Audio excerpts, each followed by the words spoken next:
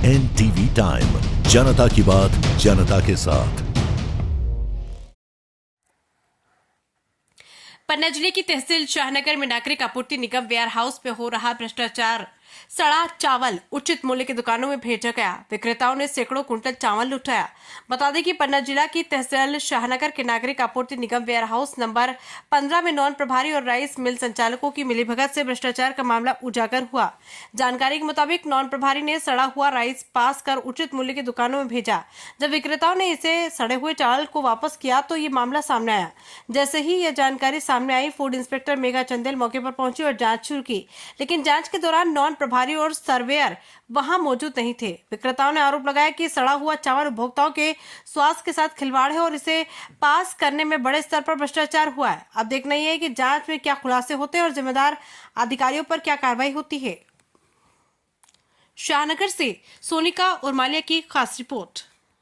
जैसे खुलने के पश्चात पता चलता है, जैसे खुल के देखा, हमने चेक करा और उसके बाद सहकारी दुकान भेजने के पहले क्या माल चेक नहीं किया जाता? स्टैक चेक किया जाता है, पूरा स्टैक का चयन किया जाता है, स्टैक चेक कर लिया जाता है। तो अभी के जो मलघन गया था वो माल स्टैक चेक किया गया था? हाँ, मलघन का स्टैक चेक किया गया था। फिर ये खराब, वो गीले होने की वजह से मलघन में वापस हुआ, वो तो परिवहनकर्ता को दे दिया गया।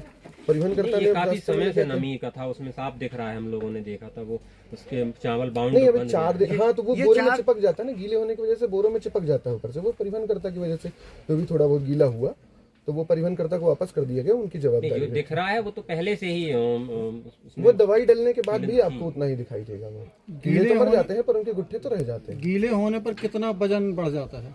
गीले होने पर करीबन प्रति बोरी 1 से 2 किलो का वजन बढ़ेगा। 1 से 2 किलो। इसका भुगतान कौन करता है? हमसे निकालने के बाद गीला हुआ, हमने यहाँ से उनको 51 किलो 50 किलो का ही इशू करा, उसके बाद रास्ते में कांटा होने के बाद गीला हुआ था।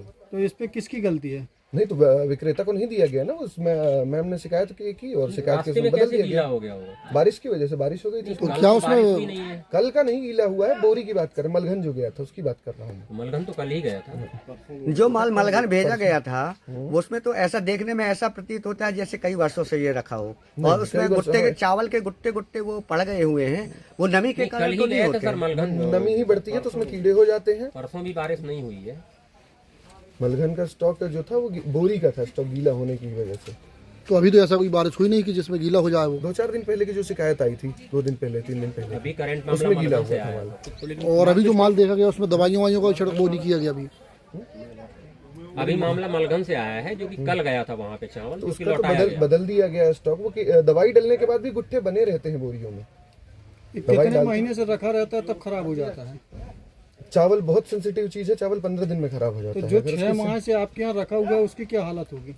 नहीं, वो सही, सब में दवाई डाली गई। अभी स्टैक चेक करा मैडम ने, फूड मैडम द्वारा सारे स्टैक चेक किए गए हैं, सारे स्टैक मानक पाए गए। फिर ये इस तरह का कैसे होगा? नहीं, अभी तो जांच चल रही है, अभी आप ये नहीं कह सकते कि मानक पाए गए हैं। फिर ये इस तरह का कैसे हो गया आपके? उसके कीड़े मर चुके हैं, उसमें गुट्ठा वो रह जाता है जो बोरियों अभी के जांच अधिकारी देख रहे हैं, आप भी सामने देख रहे हैं, कीड़े चल रहे हैं उस पे, है ना? और जो 4 दुकानों में पहुंचा दिया गया है, 4 दुकानों में क्या असर होगा? उनका तो माल बदला जा चुका है।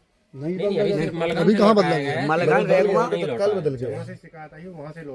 केवल मलघन का बदला गया है। यहाँ से शिकायत आती है, वहाँ से लौटा देते हैं। वही माल 3 दुकानों वही में माल हमने जो है आपके ड्राइवर से 20-20 कुंटल होता है। क्या है, एक स्टैक होता है 1300 कुंटल का, और वो 20-20 कुंटल जाता है, तो वो एक स्टैक से कई दुकानों में वो चला जाता है। तो वो जहाँ से आता है वहाँ से हम बदल देते हैं।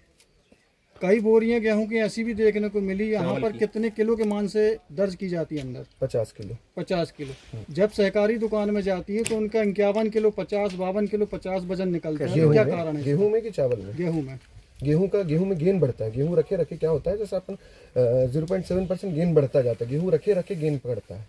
तो वो उसका रिकॉर्ड हम गवर्नमेंट को भी देते हैं। अच्छा, हाँ। तो अन्य जगह जो गया है वो गेहूं सूखा था, उस पे तो 48 किलो निकल रहा हर जगह के 2 गोदाम है यहाँ पे, जैसे एक रावतपुरा गोदाम है, एक ये गोदाम है, अलग अलग गोदाम का अलग अलग गेन निकलता है। शाहनगर से अन्य जगह भी गया है, गेहूं सूखा था, तो वहाँ पे 50 किलो निकल रहा है। गीला है वो 51 निकल रहा है।